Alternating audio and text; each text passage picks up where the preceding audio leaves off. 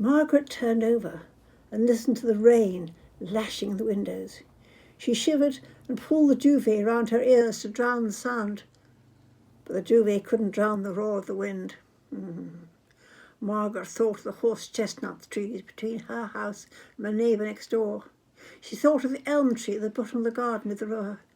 With all this rain, the water level must be rising, she thought. If the river water is swirling against the river banks, perhaps they were being washed away. And if the earth is washed away, then perhaps the elm tree roots will loosen as well. And then the elm tree...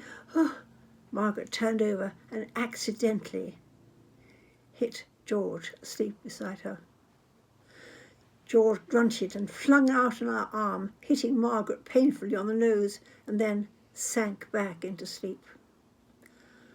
Margaret turned on her bedside lamp to see if her nose was actually bleeding.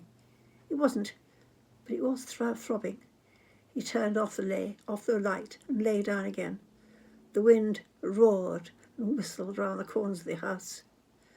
Wuthering Heights, thought Margaret. Perhaps if I listen carefully, someone will shout, "Cathy! Cathy!" Perhaps if I went away, George would rush up and down Mott Crescent and calling, "Margaret! Margaret!" George began a slow rumbling snore. Perhaps not, thought Margaret. Perhaps not, and really I'm relieved that he wouldn't. What would Frieda Nelson across the road say if George behaved like that? When the crash came, Margaret was halfway across the bedroom floor in seconds. Peering out of the window, she could see nothing. When she opened it and looked out, she got an eyeful of water. Should I go down and put a coat on and investigate?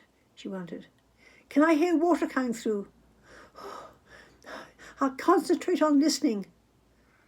George said, "Your tea's getting cold, Margaret." She woke, startled. "It's been a wild night," he went on conversationally. "I don't know how you slept through it. I didn't sleep a wink."